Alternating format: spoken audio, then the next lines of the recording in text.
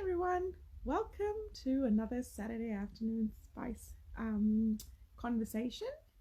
Today we are going to be talking about more of the Asian spices. So we have Lee, who's going to be joining us. She runs lovely gourmet ice creams in Melbourne, but she has been traveling extensively around Asia and has a lot of experience with Asian spices. She also runs our Thai and Vietnamese cooking classes from time to time.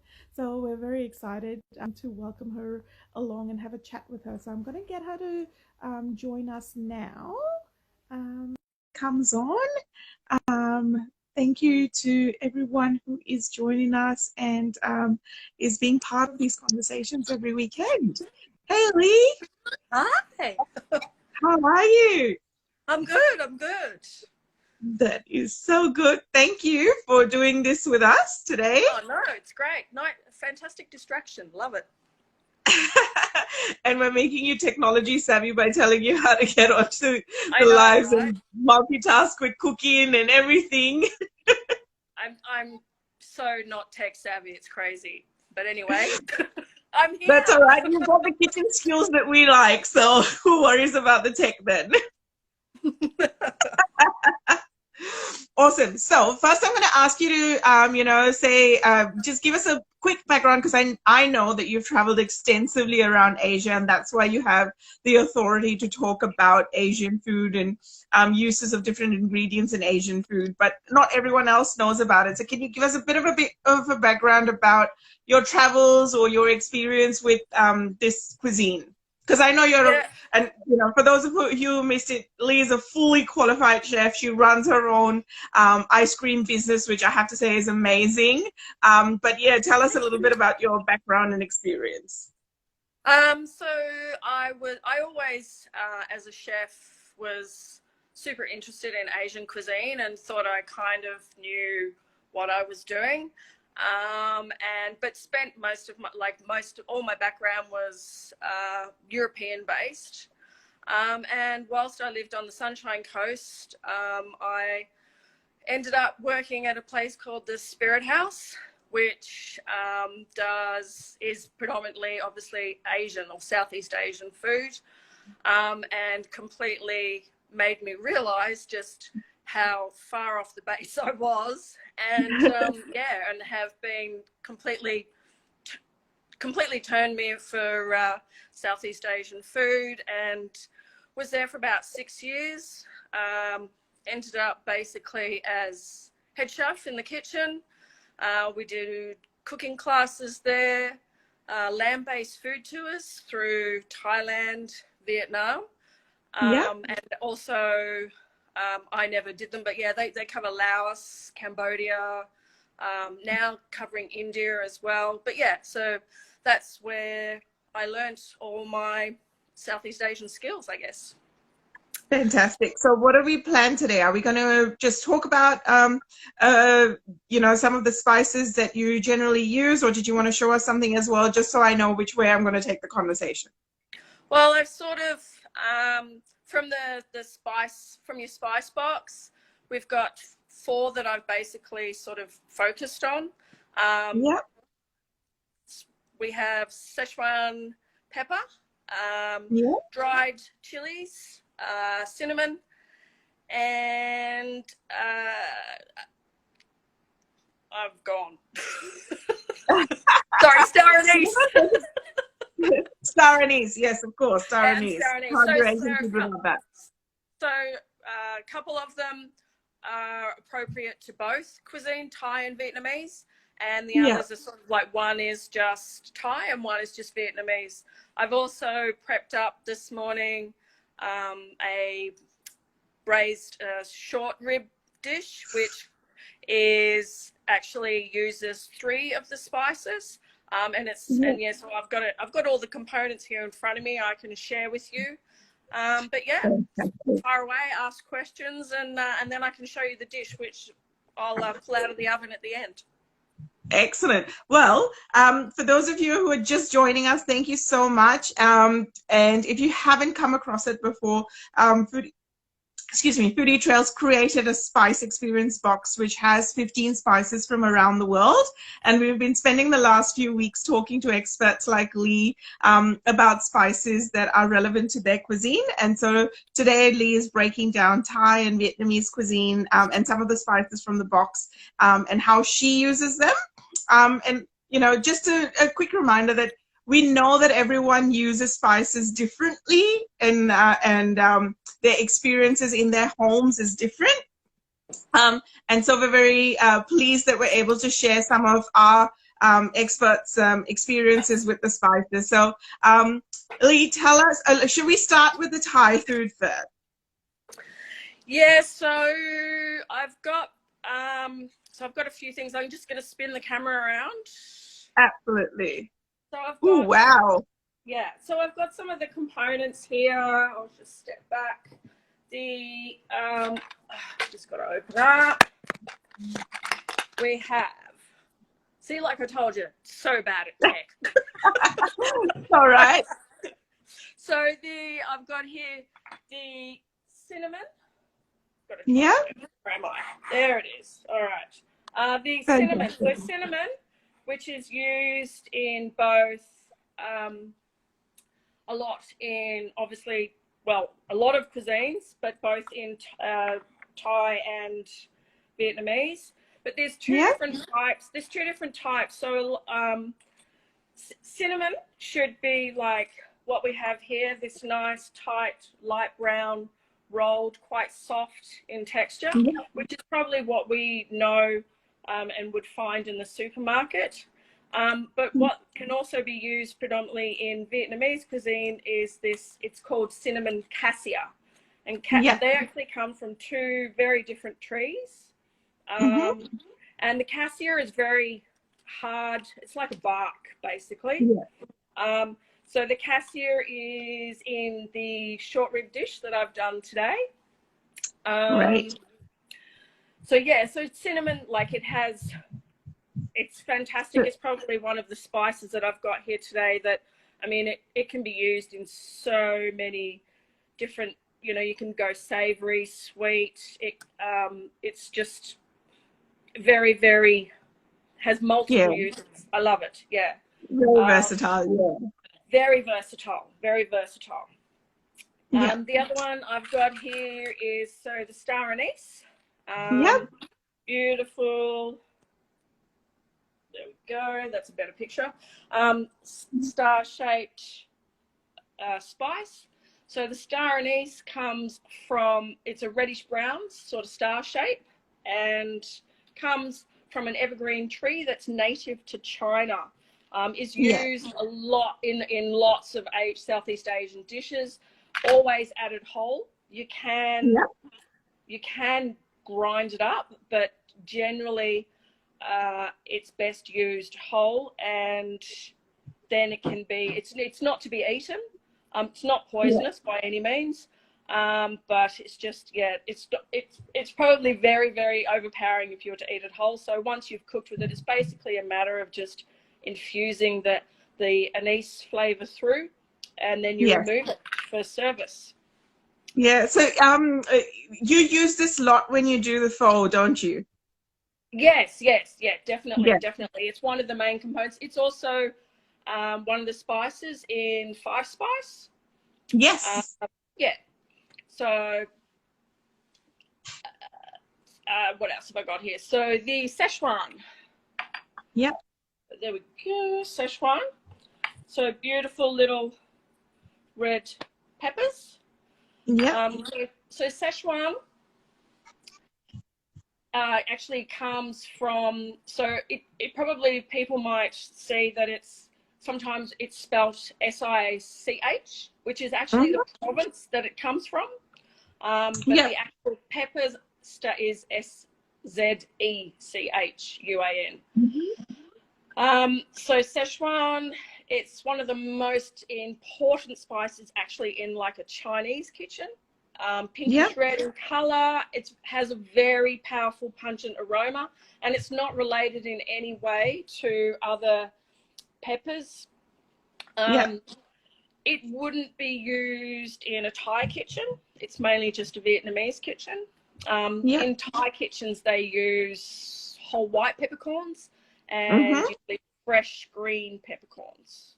Yes, I remember traveling to Thailand, and you order the Thai green curry and they give you the green peppercorn still on the sprig, Yes, yeah, and definitely. just Yeah, you the can buy them. You sharpest can buy taste. them in. And Sorry, yeah, go on. it just has that sharp taste when you bite into it. It's Yeah, beautiful. yeah, absolutely, absolutely. You can buy them in brine and sort of rinse the brine off and use them that way. But yeah, fresh is best. Yeah. Absolutely. And then the other one we have is, so I've got these chilies. So whole dried chilies, basically, in Thai cuisine. Rearranging. So there's whole dried chili. So we've got two types. So there's the bird's eye, which is this guy here. Yep. Teeny tiny little bird's eyes. Or otherwise known mainly as scuds. Yep. They would be used whole. So you basically just trim the stem off and just Yep. use it whole. Whereas these long reds, so you cut the top off and then remove the seeds and the membrane, because that is where all the heat is. These guys are really hot. They get soaked before use, probably in warm water for maybe 10 to 15 minutes. Are used predominantly in Thai cuisine in like your red chili paste. Yep. And then the small ones would be used more in sort of your like salads, relishes, yeah, that sort of thing. Yeah. But yeah. And then yeah, everything else I've got there is the component, which I can send through the recipe, or I think probably it's one of the recipes that we feature in our cooking classes. Yes, I will definitely. I think you've sent us some pictures, and I'm going to put it up for everyone to be able to have a look at in the next couple of days. But you're going to show us what you've got on your what you've been cooking all day for us, haven't you? Yes. Okay. So if I'm just going to put the camera down so I can get it out of the oven. Cool. So. And talk us through the dish when you pull it out. So basically, so what I've done is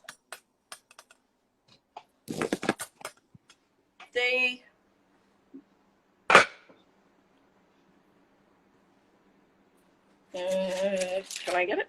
Where's the camera? I'm so bad at this, Amantia. I'm sorry. There it is. There we are. So the beef short ribs. So basically, I seared them.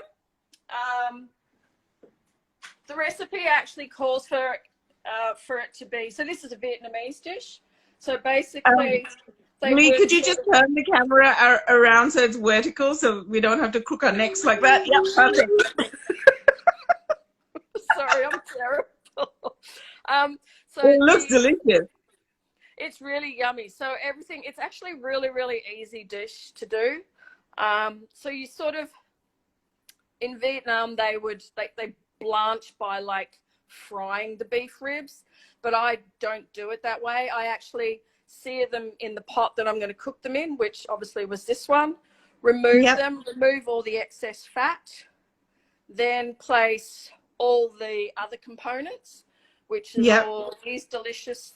So we've got shaoxing, black vinegar, soy, some fish sauce, the star anise, the cinnamon. It has mandarin peel, fantastic pepper, the Szechuan.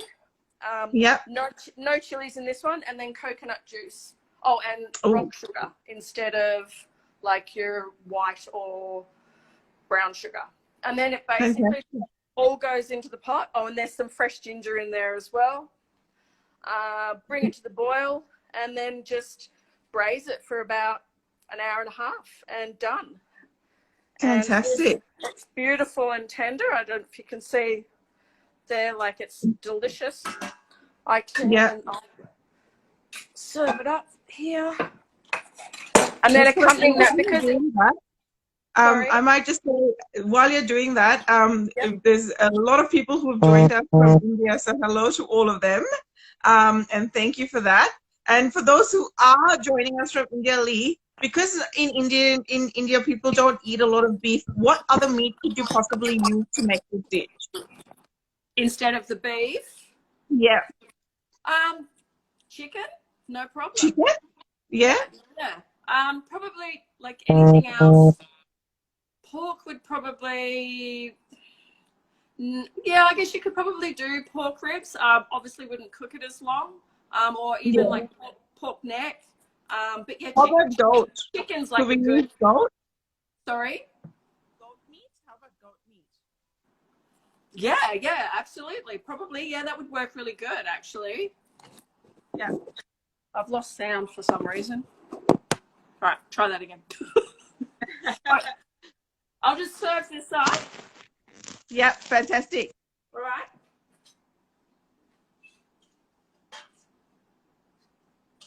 We've got some very interesting people from India online with us today. So hi Rashmi, hi Rashina, and Mortar and Pestle is online as well. So hello to you too.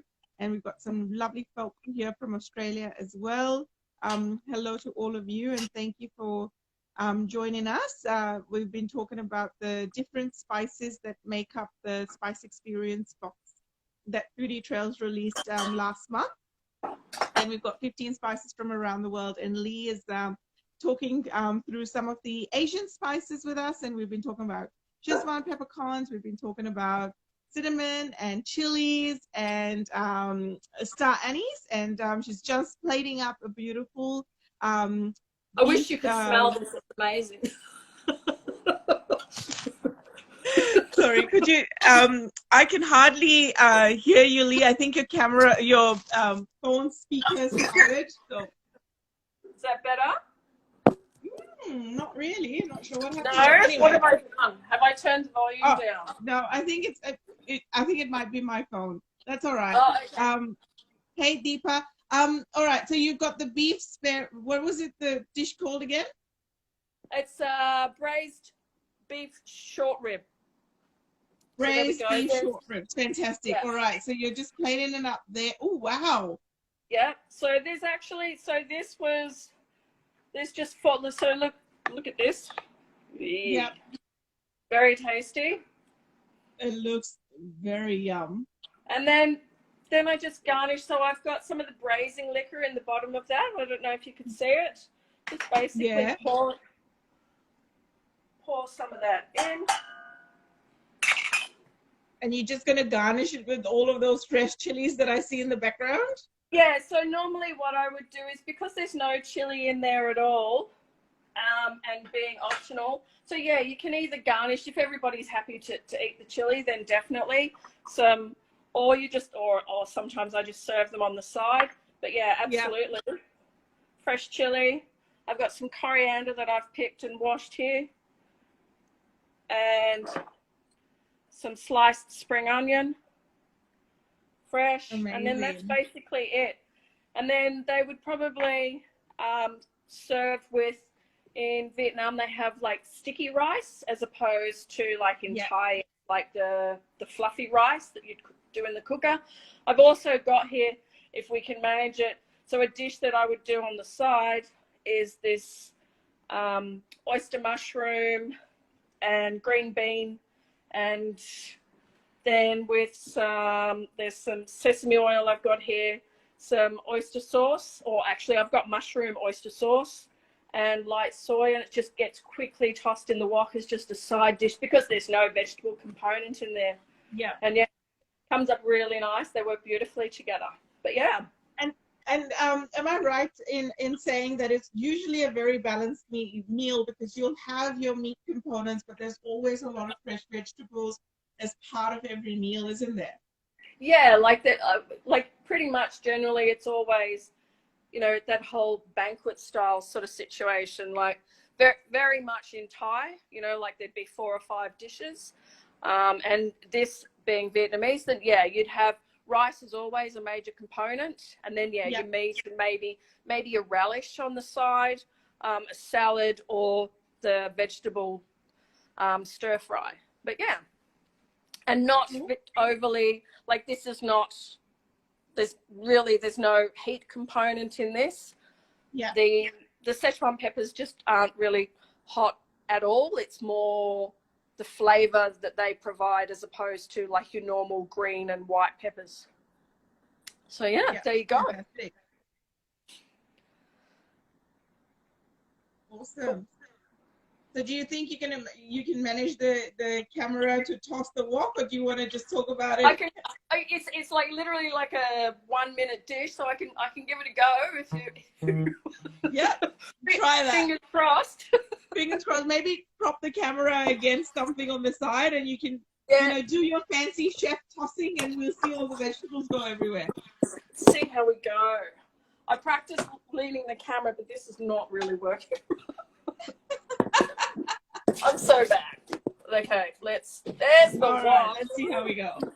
Let's see. No, moving. All right, I think we'll be able to see some of the flames happening here in a minute. Yep. Do we have flame? We have what? I could probably move. We're definitely going to see everything going in. That's good. Perfect. Is that good? Yeah, that's good. Not too close?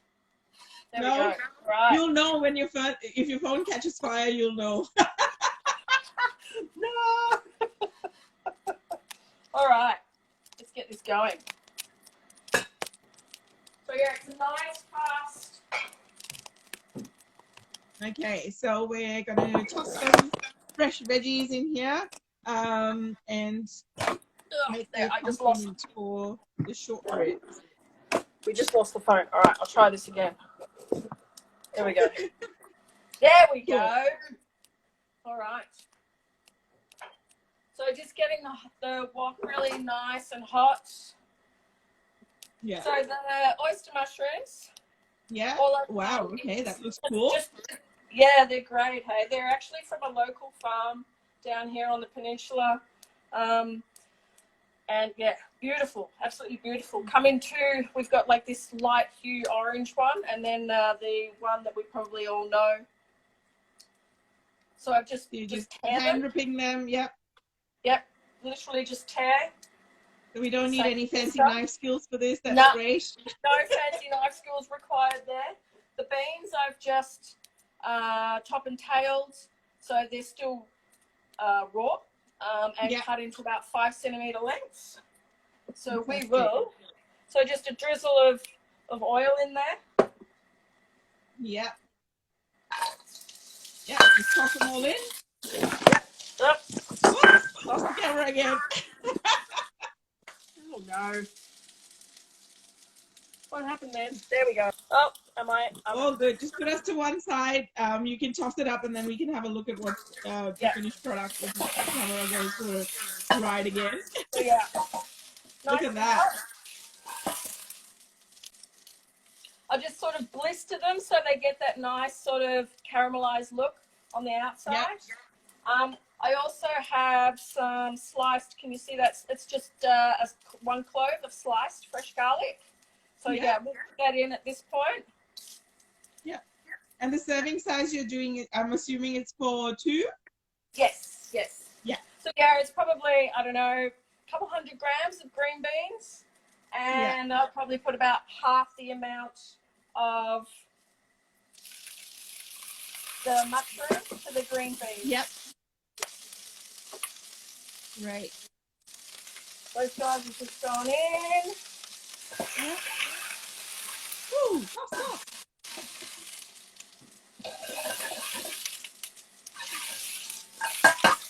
I love that you're not even bothering with a spatula or anything. You're just tossing it away. You're like, that's it. I don't need anything in that. That's the chefy part. Yeah. All right. Just trying to just maintain this heat. I might just very quickly. If you can't maintain the heat in the wok, I just put basically a lid, just sort of obviously just to create a bit of a before you cover it up, can you just move the camera over the wok for a Yep. sec so we can see what's inside? Yeah. So. Oh, kind of wonky. Nearly there to your right a bit. Hang on. It's going to be easier if we go like this. There we go. There. Yeah, that's better. Oh, yeah. All right. And now do a one-handed toss so Yes. we get the whole effect. All right. That's what I'm talking about.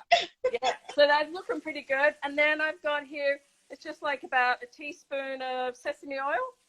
Yeah. A little bit of sugar. Fantastic. White pepper. Yep. And you mentioned before that there's more use of white pepper. Yeah, Yes. anyway.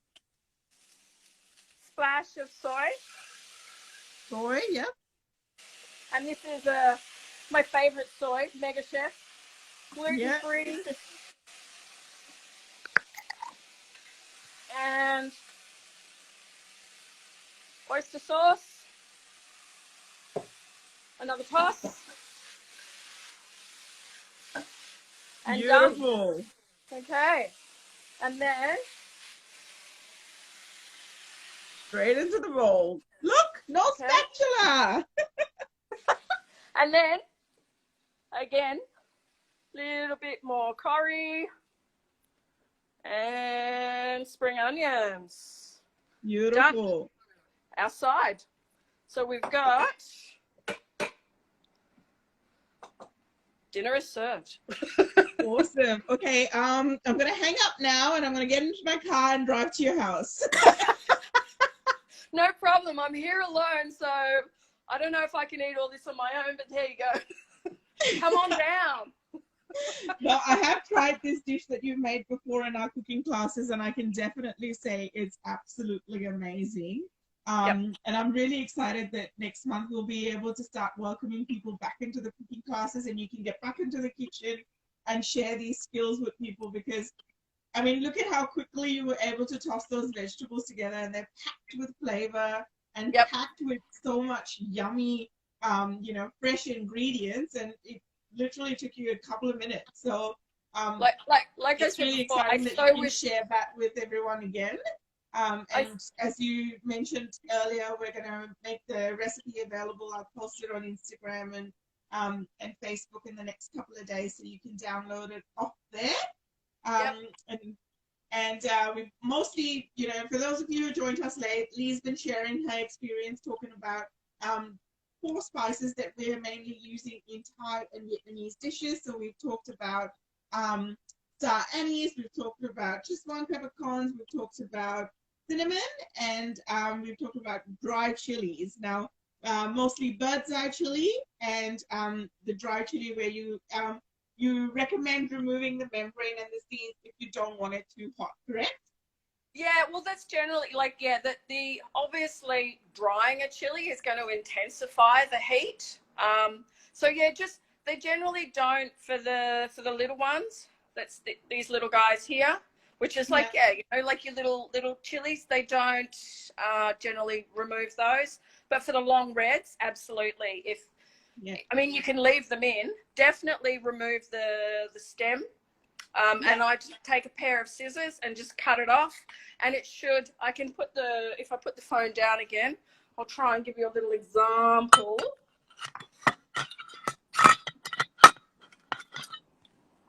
Let's try this. So basically, just the top, I just trim it. And from the chili, just basically just squeeze it. I don't know if you can see all those seeds. Yeah, we can see that. Yeah. Basically they all will just pop out because they're nice and dry, and discard them. And just then you can literally squeeze it out. Okay. Yeah. Beautiful. Up we go again. And don't drop the phone. And that's it. And then soak them in tepid water, I would say, for about 10-15 minutes. Works a treat. So, Yeah, and that's pretty much it. if I can just go back to the Vietnamese side of it then. So when you're making, because you make, when you're doing the classes without us, often you'll make Vietnamese pho in the classes, for which you pre-prepare the stock, but you also show us how to make the stock in the class. So in that, you use things like star anise, and do you put fresh chilies in the stock, or do you put dry chilies in the stock? Fresh is the garnish on top. So with the fur, because when I do it in the class, because it's supposed to cook for about 12 hours. The Yeah, quantity that I do for the class, I let it cook for probably about 6 hours. And then yeah, it's one of those. It's the stock is all about. I use oxtail, and it's just the base flavor, and then it's all about adding. So the chili component is added, or your herbs, your sprouts. Yeah, and that's basically if you sit down for a pho in Vietnam, like everything will come to the table like this big pile of beautiful fresh herbs and chili and all the garnish. Yeah, it all comes and you yeah, just customize it yourself. fantastic. Yeah. Well, that's a really quick rundown of, a really delicious Vietnamese dish. So thank you so much. I think it's pretty insightful to see how small spices can change the flavor of a dish so dramatically. Absolutely. Yeah. Fantastic. Well, everyone, if you are looking, if you haven't managed to look it up, then Lee is Lovely Gourmet One on Instagram and Facebook, and she also uses spices in a lot of her ice creams that she makes, which is her business as well. She runs an ice cream cart business where she creates all the ice creams and the flavors from scratch, and very often you'll actually tailor the flavors to the different occasions that she's catering for. So we're gonna maybe have to have another chat on another time where we think about how the spices go into the ice cream. But for today, thank you so much for sharing your experience with the Thai and Vietnamese cooking and spices and those. And there's a lot of messages coming in here. Lee, everyone's saying it looks fantastic. It's a gorgeous dish. Can I come over to your house? Thank you, Lee. That was great. So those are all the types of messages that everyone is sending through. Thank you so much for sharing. And there's a couple of messages for the ice creams as well, that they want to come and try the ice cream. So we're hopefully going to be super busy. More than happy to provide ice cream. Excellent. Well, thank you so much. And thank you everyone for joining us. As I said, I'll share the recipe of what Lee has made today on the Facebook and Instagram channels, as well as put them on our website. And we look forward to, Lee and myself both look forward to welcoming you back into the cooking classes to play with these spices and learn some more flavors. Absolutely, can't wait. Awesome. Thanks, Lee.